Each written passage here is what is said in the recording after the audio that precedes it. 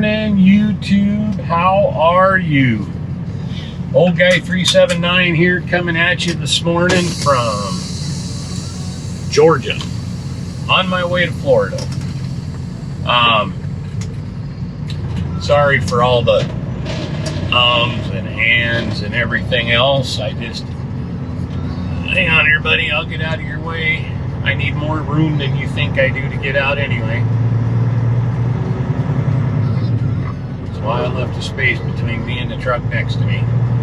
Man, this Georgia freaking rest area here just south of the scale on 95 when you come in out of South Carolina, they got a lot of parking, but the parking spots are not built for trucks like mine. I was pulled all the way ahead. How the hell is this supposed to be a yield to people coming from the right when you can't even see what's coming?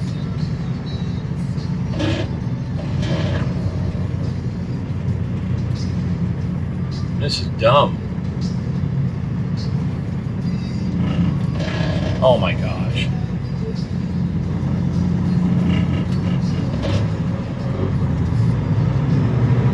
Should be a yield the other way around.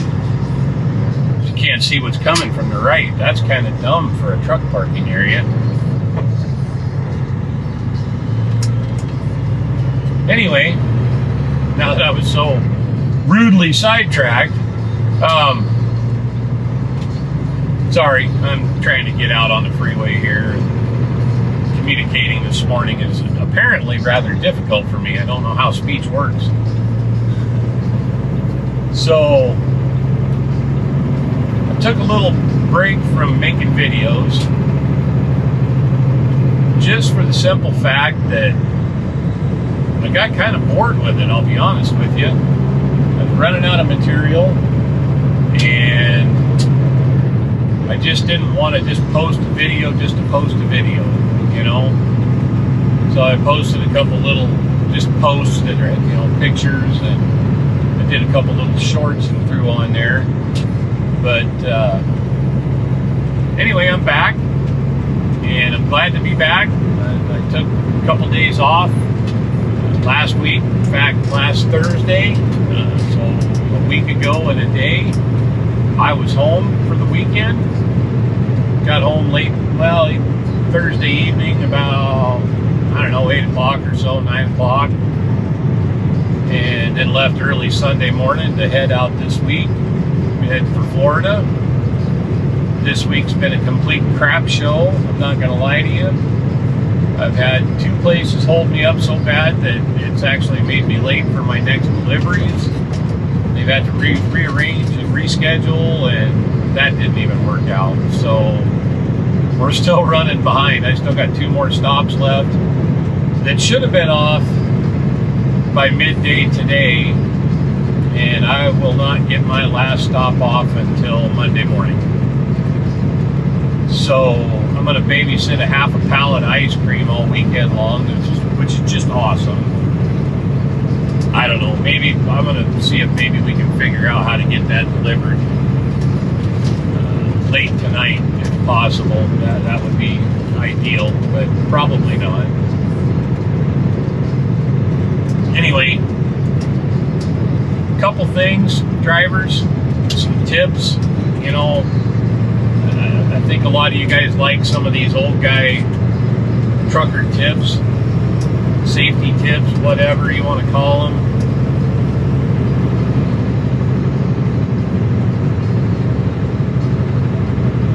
If you're pulled off on the shoulder of the road, which happens, you know, sometimes you got to move over and get on the shoulder. Whether you got to pee or whatever, it doesn't matter. Make sure when you go to get back on the freeway, leave your 4-ways on and get rolling down the shoulder. Don't just turn your left turn signal on and just jump out because there's a space. Get close to the speed. Get up 45 at least before you move out onto the freeway. You're a danger when you just dive right out. In fact, there's a guy on the shoulder of the road right here. There's 2 of them here. And it wouldn't surprise me if one of them just decides, you know what, there's a gap, I'm gonna start pulling out. Thank goodness they didn't. But I see it happen all the time. I've had it happen to me, and there's nothing more dangerous, you know. It really, especially if traffic's heavy and you're in an area where traffic, you know, is moving at 65, 70, 75 miles an hour, man, that's dangerous. Just don't do it. Wait, you know, get rolling. Most of the time, if you pull off, shoulder's wide enough, you got enough room to get going, you know.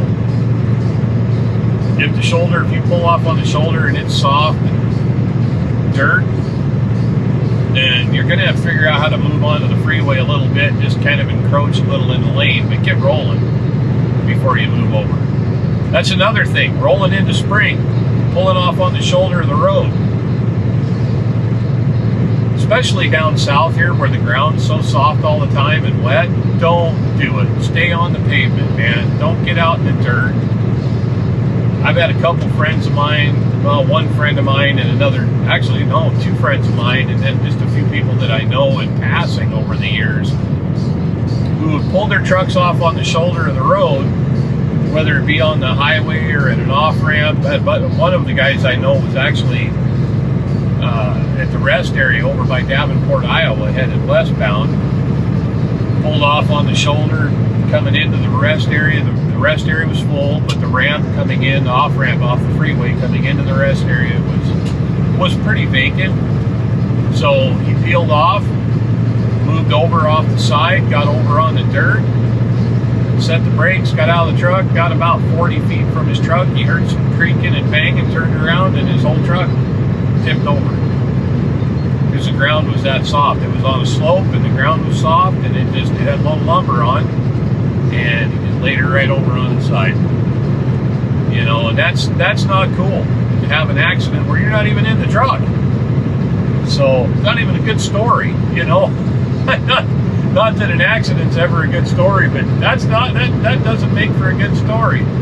That's one of those, yeah, I was a dumbass and parked on the shoulder where I shouldn't have, and I wrecked my truck. You know, that's it. And he even said it himself, you know, that was a stupid thing to do. Should have never done it, you know, but lesson learned. So, yeah. The other thing, some other things, you know, that I've been really noticing this last few weeks, tailgating. You know, if you're one of these guys that likes to tailgate, whether it's another truck or a four-wheeler or whatever, do everybody else in the trucking industry a favor. Hand in your CDL and go find a job at Target or Walmart or McDonald's. Be a shopping cart gatherer-upper, you know. Go find something else to do. You're really, I'm going to tell you right now, I'm going to be totally honest, and it's going to be kind of an a-hole statement, I know, but you've got no business in the trucking industry, and we don't want you here. You're dangerous, you're inconsiderate, and I'll tell you what, here's the problem, and I want you to put yourself in everybody else's shoes. I get it. It's frustrating. You get somebody that moves over in front of you and you're trying to run along at 72 miles an hour and they jump over in front of you at 68 and you have to slow down. Oh my God, the world just came to an end, didn't it? I got to tap my brakes and disengage my cruise control. Oh, I'm going to be late, my e-logs, everything else. But I want you to put yourself in the shoes of that, in the seat of that vehicle that's being tailgated by the jackass in the semi-truck. How do you feel all of a sudden now you got some truck right up your butt? Or if it was your wife or your daughter or your son who's just learning how to drive, how would that make you feel? I bet that'd piss you off a little bit. I'm sure it would make you very angry to have some jackass truck driver pushing your family down the freeway. But because you're behind the wheel, you don't think about it. And it can happen. Don't get me wrong. I've done it, caught myself doing it, and I'm like, oh, bad Glenn. Stop it. Don't do that. You know, back off. But there's guys out there who that's just what they do. They bully their way through traffic. I got news for you. You know, I've had guys tailgate me. I had one this morning doing it. I'm like, dude, I asked him flat out on the radio, is there something wrong with your vision? You got a depth perception problem or something? Almost 6 miles, he was following me like 20 feet behind me. Way too close for doing 70 miles an hour.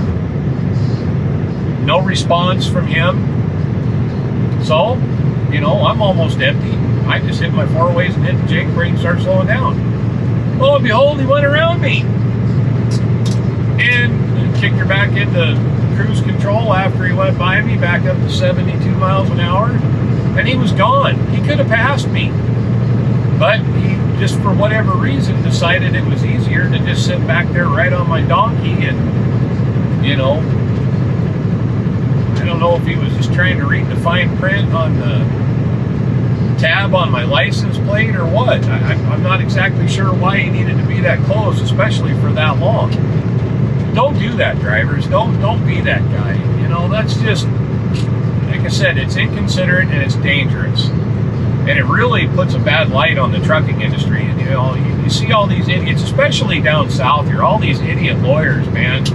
And I don't mean idiots like they're just dumb, but I mean idiots in the fact that they're ignorant of how trucks work and the accident rates and all that stuff, you know, that are down here just after truck drivers. Call us if you were in a truck accident. We'll take care of you. Well, you know, the public perception is that we're all evil and dangerous because you got so many guys out there tailgating, cutting people off, not paying attention. Speaking of not paying attention, did you know that if you don't look at your cell phone while you're driving or your GPS, that your chances of staying in your own lane increase by about 1,052 million%? It's pretty amazing how that works. That guy this morning, all over the road like a freaking drunk. I finally get brave enough to go around him. I look over and he's dinking around on his phone. He's not even looking. He had it mounted on his dash and he was looking at his phone, pecking at the freaking screen. And of course, no radio, you know, Middle Eastern guy, no cell phone or no CB in his truck, messing around with his cell phone. I went by him, got over in the right lane, and look in the mirror, and he's clear off over in the dirt, off the road. I'm like, man, you know, that's exactly why I just told you not to be looking at your phone while you're going down the road. I made that point, and you're still doing it. It just, don't do that. Leave your freaking phone alone. It can wait. We all look at our phones. Even I do. But I try really hard not to. When I text, I use my headset and I use the voice to text, which sometimes comes out pretty friggin' hilarious because it doesn't always get the words right. It definitely doesn't get the grammar and punctuation right. I have to say, though, the phones are better than they used to be. My iPhone 15 is way better than my 12 and light years ahead of what my iPhone 8 was for that. But don't be messing around with your phone or your GPS or anything else while you're driving. Leave that for a later time. That or get off the road. You really, none of us, when we're that distracted and that focused on that little screen, none of us can keep our trucks in our own lane. None of us are aware of what's going on. We're just as dangerous as if we've been out drinking all night. So leave your phones alone. Leave your GPSs alone. And speaking of GPSs, I've seen more drivers than I can count in the last 3 months. And it amazes me when you go by them and you see them, they're looking at their GPS while they're driving down the road. It's like they're playing a video game. That little icon on their GPS has them mesmerized, and they use that. They're following that rather than actually looking down the road and paying attention, you know, going, okay, it says I need to get off at exit 232. You look down, you get it. All right, there's exit 232, I get off. You don't stare at your GPS and go, oh, it's right there, and you just start getting off. And the next thing you know, you're running people over and all kinds of stuff because you're not paying attention to what's actually going on around you. Leave yourself an out, drivers. And I've made this comment before, I think, in one of my videos, but I'll make it again. There's a reason why I stay in the right lane as much as I possibly can. And that is, the majority of the time, that shoulder's open. You can get over. So if something happens over here and somebody's coming over in your lane real quick, you got somewhere you can go. Or if all of a sudden all the traffic in front of you comes to a dead stop, you have somewhere you can go. If you're in the middle lane and you got traffic passing you like crazy and all piled up on the right side and something happens anywhere around you, you have nowhere to go but to stop. But then you got to be aware of everybody behind you. You know, so I always preferred hanging in the right lane, you know, at or just a hair under the speed limit. And it also gives you a better perspective of things on the shoulder. Like right now, we have a service truck on the shoulder up here, one of George's DOT rigs, and I would not have seen that as soon if I'd been in the middle lane, because the traffic in the right lane would have blocked it. You know, so get past your obstacle, get back in the right lane. If you're one of those guys that drives a truck that will not run at least the posted speed limit, don't get in the middle lane and just hang out there, please. Again, that's a public perception thing, and it's a huge, major point of frustration for those of us who can run the speed limit or above. Again, it's rude and inconsiderate. You know, I'm not going to tell you guys to hand in your CDL because you're not being dangerous, but you are creating a less than safe situation. Because if you're in a state like a lot of these southern states and like California and that, the trucks aren't allowed out in the left lane. There's signs all over, trucks over, you know, 6 wheels or 2 axles or whatever, not allowed in left lane. So what ends up happening is you get guys that are going faster than the flow of traffic in the right lane, and they're trying to pass you because you're in the middle lane because you think it's safe. It's really not the safe place to be, guys. Yeah, it's a pain sometimes having to speed up and slow down when you know traffic getting on and off the freeway and things like that. But you're in control more in that situation than you are if you're out in the middle lane running with your cruise control on and holding up traffic. Oh, excuse me. Yeah. So those are my tips. Just some just general safe driving things, you know. The other thing, you know, when you're going down the road, and I know you guys have heard this before, keep your eyes high. Watch as far ahead of you as you can. Don't get fixated on your hood ornament. I have an issue with that when I get tired. I start fixating on the end of the hood, the back side of the hood ornament where it lines up on the fog line. When I first started driving, I had kind of an issue with that, and I ended up putting a bug shield out there on the front to keep my eyes up above, because my eyes would start drooping down as I got tired, and that bug shield forced me to keep my gaze out above the end of the hood. I had a Peterbilt 379, and that really helped a lot, you know, in keeping my eyes farther down the road. And that was a new guy thing, you know.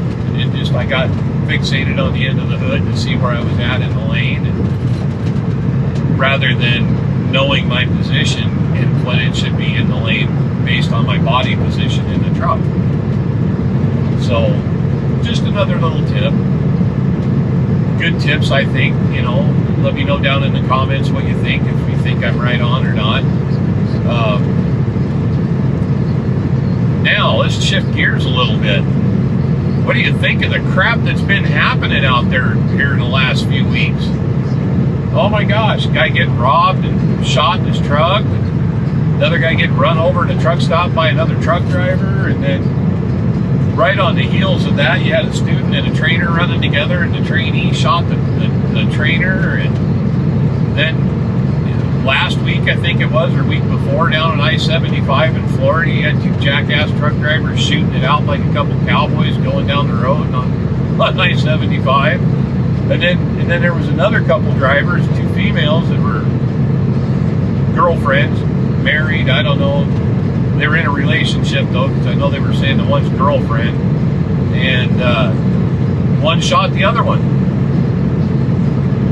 What is going on? Tell me, why?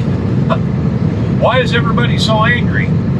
Oh, I know, because there's not enough freight, the rates are low, and there's too many drivers, no parking spots. I got a cure for that. Since, we have a real problem with freight and rates, how about we take the provisional licenses away from all the foreigners that came in that don't have any training? I know that sounds racist, but I'm not being racist. I'm just being conscious of the people who live here, who are from here, or who have immigrated here and made this country their home. They should be first ones to get the pick of the loads. But there are a ton, and I've tried to do some research on it and see. I haven't found any exact numbers, but there is a bunch of drivers, and I'm thinking it's probably in that 10 to 15%, maybe even a little higher, that are running around on a provisional license on a green card on a work visa.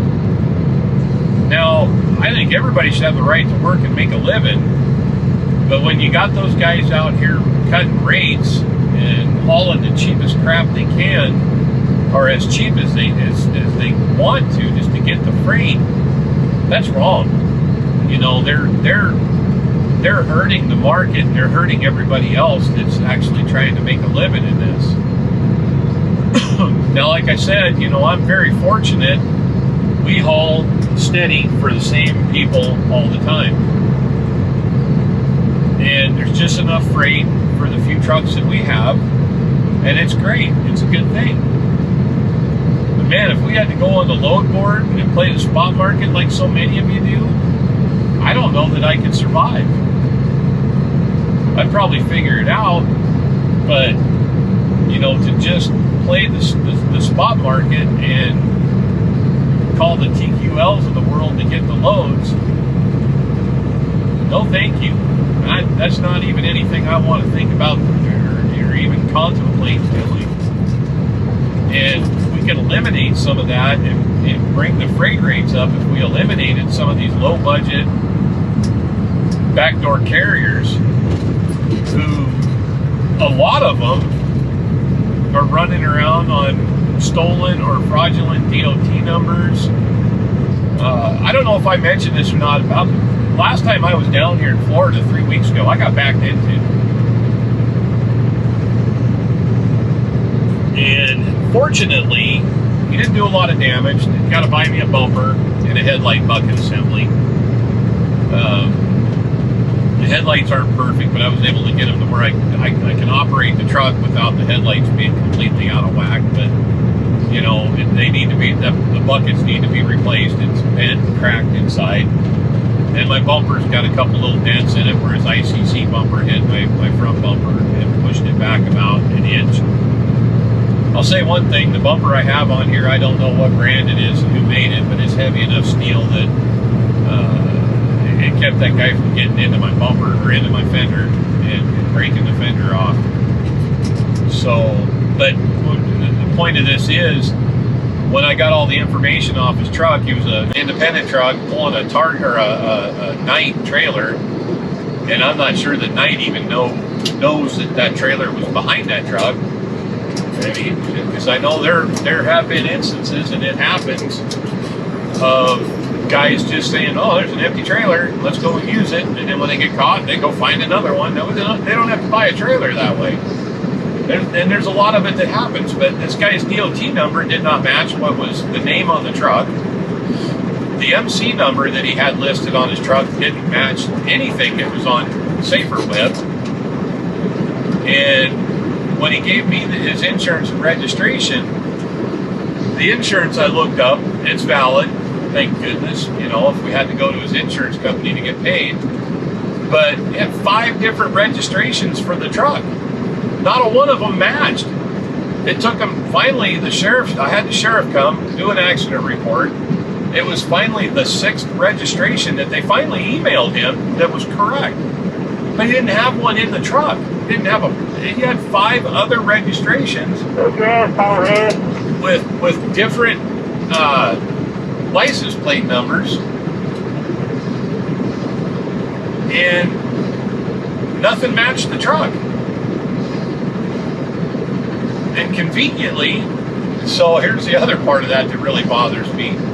I was talking to him just like I'm talking to you after I kind of cooled down a little bit, because I asked him, like, what were you thinking? He goes, well, what do you mean? I said, you hit my truck. Oh, I know. You know? I said, you know you hit it twice? Yeah. That doesn't bother you? Oh, there's no damage. Like, oh yeah, there is. Right there. Oh, that don't look that bad. Like, the fact of the matter is, dude, it's a customized truck.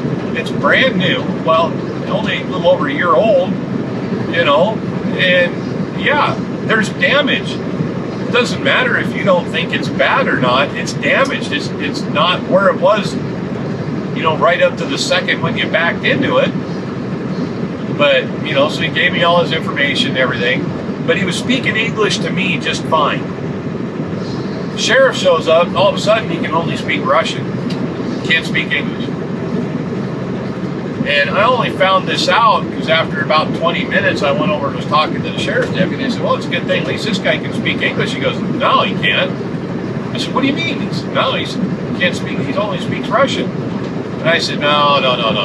That guy and I were talking back and forth for a good 10 minutes in English, just fine, he didn't even have an accent. And he went, really? I said, yeah, seriously, he speaks English just fine. There's a young kid, 26, 27 years old, with a sheriff's deputy there, young guy, not really a kid, but a kid compared to me. I mean, he's like half my age or younger. But anyway, so he gets out of his car and he goes back up to him again, and this guy starts speaking in Russian, and he just said, cut the crap, dude. I know you can speak English. This guy right here said you were talking to him just fine. No. And I went, dude, knock it off. You can speak English just fine. He goes, all right, that's fine. He says, I'll just call the DOT down here, and he said, I'll just arrest you, and we'll go from there. And at that point, he can speak English just fine. So, you know, it's just, man, we were there for 2 hours trying to get all that crap sorted through. You know, my information, everything's right in my permit book. It's all right there, handed it to him. He got it, no problem. He's like, thank you for being so organized. He goes, that guy, I'm still trying to figure out what registration's his, because he keeps giving me a different one. So, you know, that's the kind of thing right there that I think needs to end. And FMCSA needs to look into that, not do we need to put speed limiters on trucks? Do we need to make forward-facing radar and adaptive cruise mandatory?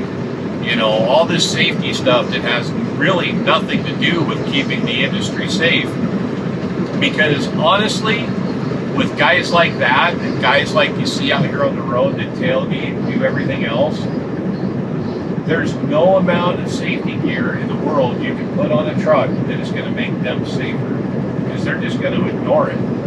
They're not even going to pay any attention to it. You know, and what's going to happen is you're going to get a guy that's speeding, and he's going to come up on a whole slew of parked or almost stopped cars and trucks, and by the time the alarm goes off, it's too late, and he's going to smash into them. Trying to get stopped, but he's going to end up smashing into them. And that's not acceptable, man. Just not acceptable. So, I don't know. What are your thoughts, guys? You know, and gals? Do you think maybe they should really look into pulling the provisional licenses of these guys and shutting those companies down that do things like, you know, run on illegal DOT numbers? Here's another thing they do. And we actually had this happen when I was over at Bridger Steel running their trucks. We had a guy that was at the Loves in Ellensburg, parked and taking a nap, taking his half-hour break. And while he was laying there, all of a sudden he felt this huge thud, and he looks up and there's a trailer up against the we had herd bumpers on the front of our trucks because we ran, you know, a lot of 2-lane and all through Montana where there's a lot of deer. And here's this trailer up against the herd bumper. Some guy, Mexican guy, not that that matters, but he was out of Yakima. Owner operator, leased to another company, but he had his own insurance, own authority and everything. Didn't set the brakes on the truck, fuel island, it rolled backwards, rolled across the parking lot, rolled into ours. Caused some pretty significant damage. We had to replace the front bumper, and it hit it hard enough to push the bumper back into the fender, so we had to have some work done on the fender. This guy had everything in line. He even had a good insurance certificate until we checked it, and he canceled it. And not gotten a new certificate. So we bought a 1-year policy, and after a couple months, just stopped paying on it and canceled it. But kept that paper in his truck and didn't let anybody know at the state level that his insurance had been canceled. Which, you know, that led to a whole lot of problems for him because that's illegal. So I got a hold of his insurance agent. His insurance agent was kind of an a-hole. Like, oh, it's not my fault he canceled his insurance. There's nothing I can do about it. I'm like, aren't you supposed to report that? Nope, I have no requirement to report that. And I said, okay. So did you try to make sure, you know, when you talked to him that he got his insurance reinstated? Nope, not my problem. Like, okay, well, whatever, you know. And funny enough, when it was all said and done, Washington State investigated that company, the insurance company, and slapped them with a pretty healthy fine because, come to find out, he was telling a lot of those guys around there, yeah, just buy the insurance and then just cancel it and keep the certificate in your truck. You know, you're not, it never told them that they weren't covered. This guy that hit our truck, I felt kind of bad for him a little bit because he thought, and whether it's true or not, but what he told us was he thought that his insurance was still valid, even though he hadn't paid the full premium. Because that's what this guy had told him, you know, pay on it for a couple, 3 months and then shut it off. And then right before it expires, pay on it some more and get it reinstated. So there's a lot of stuff going on, drivers, that you got to be aware of, and it's bad. It's bad for the industry, and that's why I say the things I do when it comes to this. You know, I don't have a problem with every foreign driver out here. A lot of them are good drivers. They're really good people. You know, I've talked to a lot of people from all over the world at different receivers and shippers and truck stops, and you know, because the truck I drive is kind of a conversation starter, you know, and people's like, oh man, that's a pretty truck. Well, thank you. You know, I'm very blessed. I am very blessed to get to drive something like this and be able to buy something like this. And it's a good feeling. But, you know, it's kind of a conversation starter, and we get to talking, and it's really cool. You know, some of these guys are really cool. Some of them are just a-holes. Some of it's because of where they come from and because of the life that they've lived and, you know, different circumstances in their life. There's quite a few Middle Easterners in this country that hate America, and they hate Americans because they feel like America got involved in some of their wars in the Middle East that they should have stayed out of.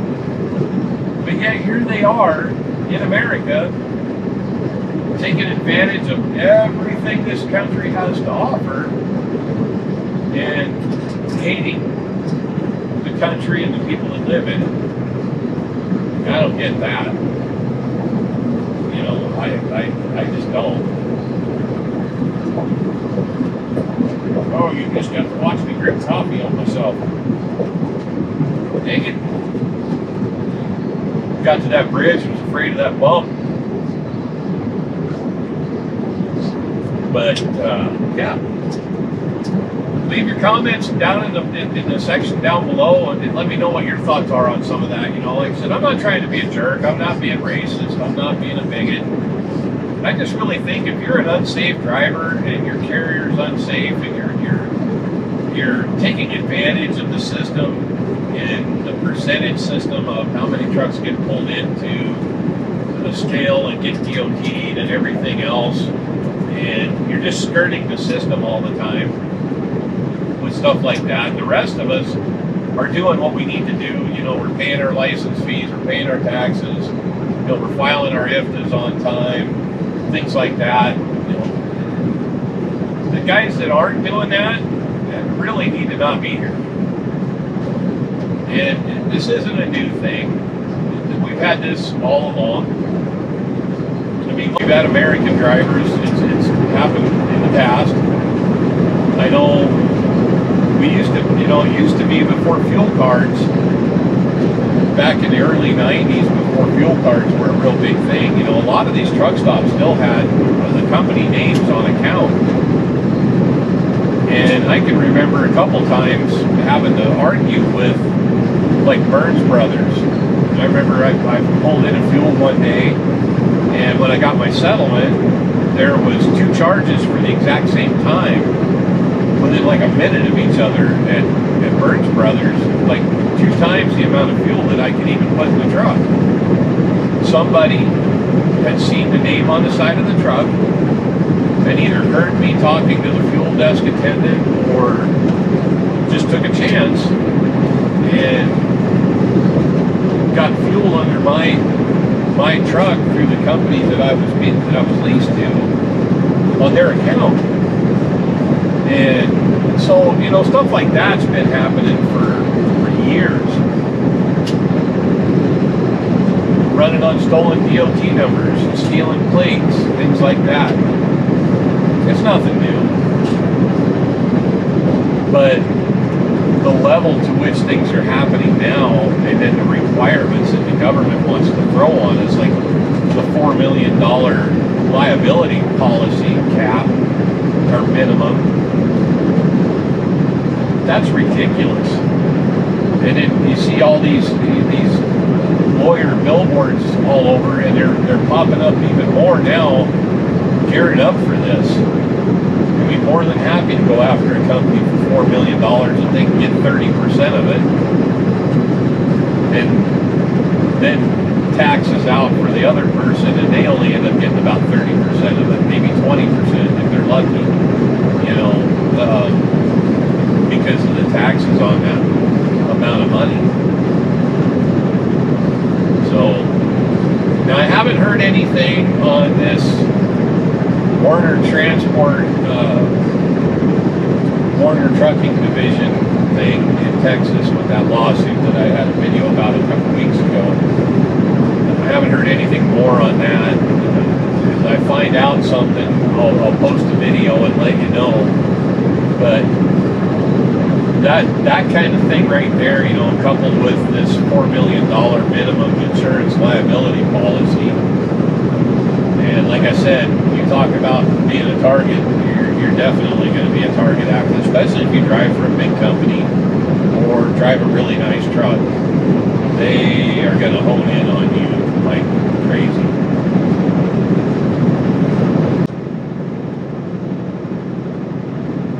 What's up with Buc-ee's not wanting trucks in their parking lot? I mean, I guess I understand. Did they used to let trucks in their parking lot? I've never been to a Buc-ee's ever. And I don't know how well established Buc-ee's is, but I don't really remember Buc-ee's back in the 90s, early 2000s. Maybe it was there. I don't know.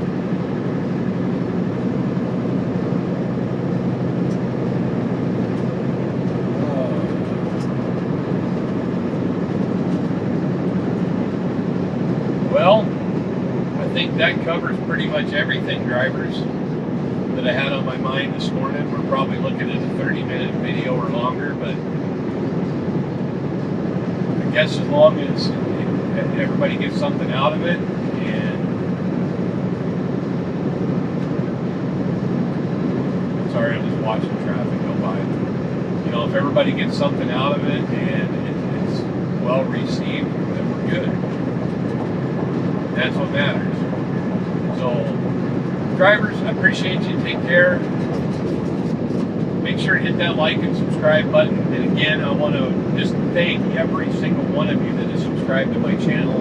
I see it fluctuate. I think some guys, they just, hey, if you don't post a new video, I'm just going to unsubscribe. You know, and that's fine, whatever. You guys, you know, it's a free country, do what you will. So, but make sure to hit that notification bell for new videos being dropped. And keep the shiny side up, greasy side down, and we'll catch you on the flip side. See ya.